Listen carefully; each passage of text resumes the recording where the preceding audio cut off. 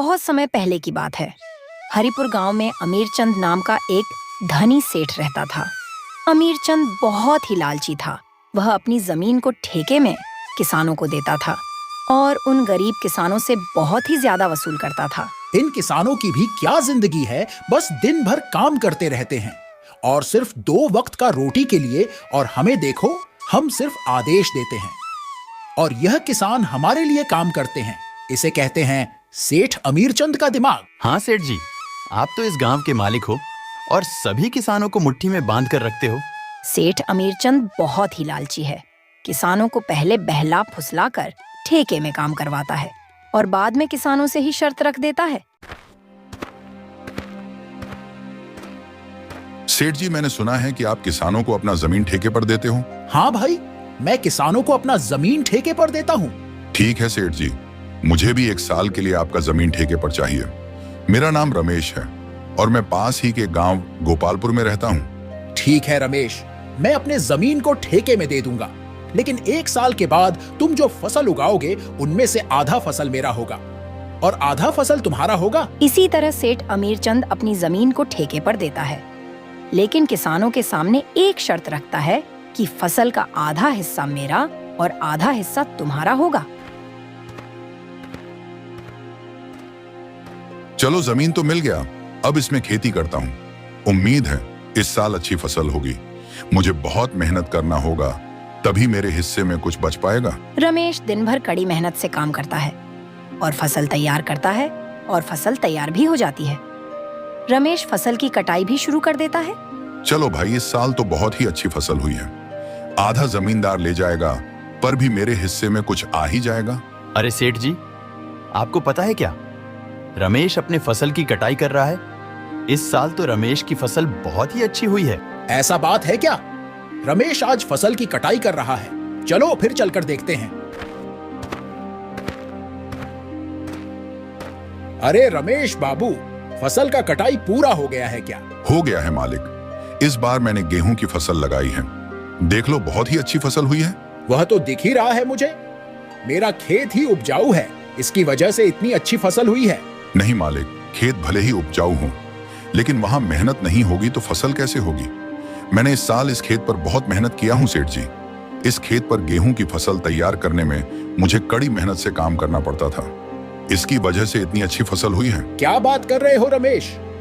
खेत नहीं होगा तो तुम मेहनत कहाँ करोगे और कैसे मेहनत करोगे? यह खेत बहुत उपजाऊ है, इसलिए तुम यहाँ पर हो। इस तरह रमेश से शर्त लगाकर सेठ अमीरचंद अच्छी फसल ले जाता है और खराब फसल रमेश को दे देता है। ये क्या, इतना मेहनत करने पर भी बस इतना ही फसल मिला? ऐसे जिंदगी से तो अच्छा मर जाना बेहतर है। हमेशा दूसरों के इशारे पर काम करो, पता नहीं खुद का जमीन कब होगा। रमेश इस तरह जैसे तैसे अपना जिंदगी काटे जा रहा था।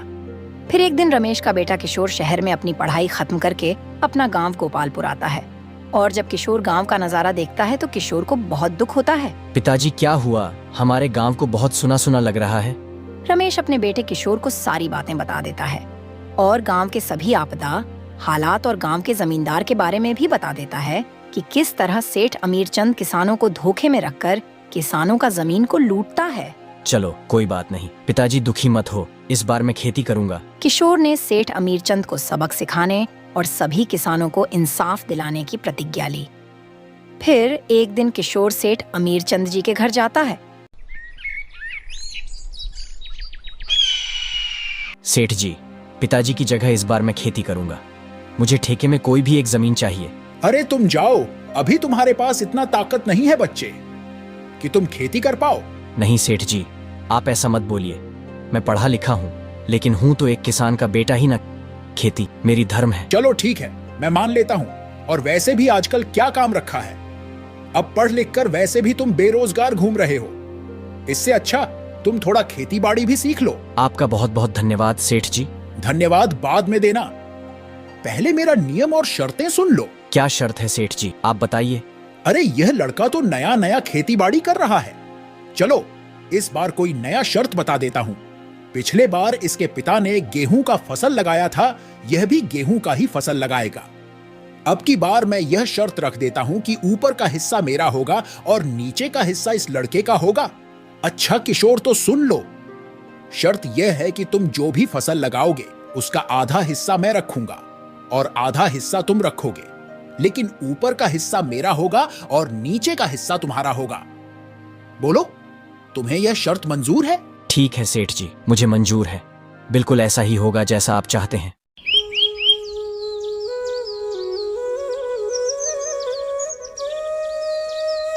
फिर अगले ही दिन से किशोर का काम करना शुरू कर देता है, लेकिन किशोर ने इस बार गेहूं के जगह आलू का फसल लगा दिया और आलू का फसल बहुत ही अच्छा हुआ है कि तभी सेठ अमीरचंद। अरे किशोर, तुम्हें शर्त याद है ना कि आधा फसल मेरा और आधा फसल तुम्हारा? हाँ सेठ जी, मुझे सब कुछ अच्छे से याद है। आधा फसल मेरा और आधा फसल तुम्हारा, लेकिन आपने कहा था कि ऊपर का हिस्सा मेरा और नीचे का हिस्सा तुम्हारा। तो सेठ जी, आप ऊपर का हिस्सा ले जाइए और नीचे का हिस्सा छोड़ दीजिए। अरे सेठ जी, इस किशोर ने तो चालाकी मार दी। यह गेहूं की फसल की जगह इस बार इसने आलू की फसल लगा दी। यह सच है किशोर कि तुमने इस बार गेहूं की जगह आलू की फसल लगाई है? हाँ सेठ जी, गेहूं की फसल पिछले बार ही लगाई गई थी, मगर गेहूं का फसल अच्छी नहीं हुई थी, ऐसा पिताजी बोल रहे थे। इसलिए मैंने इस बार आलू की फसल लगाई है। देखो ना सेठ जी, आलू की फसल कितनी सुंदर है। चलो सेठ जी, आप ऊपर का हिस्सा ले जाइए और नीचे का हिस्सा छोड़ दीजिए। अरे क्या करूं मैं इस घास फूस को लेकर? जबकि तुम सब आलू ले जा रहे हो तो यह घास फूस भी ले जाओ। देखो सेठ जी, आपका ही शर्त है और आप ही शर्त मानने को तैयार नहीं है। मैं इस बारे में कुछ नहीं जानता हूँ और आप ऊपर का हिस्सा ले जाइए, मैं नीचे का हिस्सा ले जाऊंगा। इस तरह किशोर ने चालाकी के साथ सेठ अमीरचंद को मुंह तोड़ जवाब दिया और सभी आलू को लेकर घर आ गया और सभी घास फूस को सेठ के हिस्से में छोड़ दिया। पूरे गांव में आज तक आपके सामने किसी ने चालाकी दिखाने की हिम्मत नहीं की है, और यह कल का आया हुआ लड़का आपको बेवकूफ बना दिया। अरे वो क्या बच्चा मुझे बेवकूफ बनाएगा? आने दो, इस बार तो उसको ऐसा सबक सिखाऊंगा कि वह हमेशा हमेशा के लिए याद रखेगा। फिर कुछ महीनों के बाद किशोर दोबारा से सेठ अमीरचंद के घर जाता है कि तभी सेठ अमीरचंद। अरे लड़के, इस बार क्या चाहिए तुझे? ठेके पर जमीन चाहिए सेठ जी। फिर तो मेरा भी हिसाब सुन ले लड़के, इस बार कुछ चालाकी नहीं चलेगी। इस बार फसल का नीचे का भाग मेरा होगा और ऊपर का भाग तुम्हारा होगा। बोलो, क्या तुम्हें यह शर्त मंजूर है? बिल्कुल मंजूर है सेठ जी। इस बार फसल का ऊपर का भाग मेरा ही होगा और नीचे का भाग आपका होगा। इस तरह किशोर सेठ जी से बात करने के बाद अपना घर वापस लौट आता है और फिर इस बार दोबारा से खेती करने की तैयारी में जुट जाता है। इस बार तो गेहूं का फसल खूब अच्छा हुआ है, मजा आ गया। अब आने दो उस लालची सेठ को, फिर बताता हूँ उसको। कुछ सप्ताह के बाद सेठ अमीरचंद किशोर के खेत पर आता है। जैसे ही सेठ गेहूं के खेत पर पहुंचता है तो उसका दिमाग चकरा जाता है। अरे यह क्या, इसने तो इस बार गेहूं की फसल लगा दी। यह लड़का किशोर जितना मैं सोच रहा था उससे कई ज्यादा होशियार निकला। नमस्ते सेठ जी, कैसे हो आप? देखिए सेठ जी, इस बार मैंने गेहूं की खेती की है और आपने शर्त रखी थी कि ऊपर का हिस्सा मेरा होगा और नीचे का हिस्सा आपका होगा, तो फिर ले जाइए आप नीचे का हिस्सा। इस तरह से किशोर ने अपना दिमाग का इस्तेमाल करके फिर से सेठ को बेवकूफ बना देता है। अरे सेठ जी, उस छोटे से बच्चे का दिमाग तो देखिए। आप जैसे महाजन को भी अपने बुद्धि के बल पर बेवकूफ बना दिया। तुम सही कह रहे हो सुरेश, मैं उसको छोटा ही समझ रहा था, उसने तो मुझे बेवकूफ ही बना दिया। आने दो, दोबारा फिर उसको बताता हूँ। किशोर ने गेहूं की कटाई की और सारे फसल को अपना घर ले आया। किशोर गेहूं का फसल लाकर गांव के जरूरतमंद लोगों में बांट दिया। किशोर और उसके पिता दोनों ही बहुत खुश थे कि तभी किशोर। चलो आज सेठ जी के पास दोबारा मुलाकात करते हैं और इस साल भी ठेके में जमीन लेकर फसल लगाते हैं। देखते हैं सेठ अमीरचंद इस बार क्या दिमाग लगाते हैं। अच्छा, तो तुम मुझसे मिलने दोबारा आ ही गए। अब क्या खेल खेलना चाहते हो मेरे साथ? देखो बच्चे, ज्यादा होशियारी बनने की कोशिश मत करना। मेरा भी नाम सेठ अमीरचंद है। मुझसे ज्यादा चालाकी अब नहीं चलेगी। होशियारी मुझे नहीं आती सेठ जी, मैं तो एक गरीब किसान का बेटा हूँ। होशियार तो आप लोग करते हो और गांव के गरीब किसान के मजबूरी का फायदा उठाते हो। यह लड़के ज्यादा ज्ञान मत बांट, काम की बात कर वरना यहां से चलता बन। सेठ जी चलिए काम की बात करते हैं। मुझे इस साल भी आपकी जमीन ठेके पर चाहिए, बताइए इस बार आपका क्या शर्त है? सेठ अमीरचंद थोड़ी देर सोचने के बाद कहता है, तो सुन लो मेरा शर्त। इस बार नीचे और ऊपर का हिस्सा मेरा होगा और बीच का हिस्सा तेरा होगा। तो बताओ, यह शर्त तुम्हें मंजूर है? बिल्कुल मंजूर है सेठ जी, जैसा आप चाहे। मैं तो किसान का बेटा हूँ, मुझे तो बस खेती करनी आती है।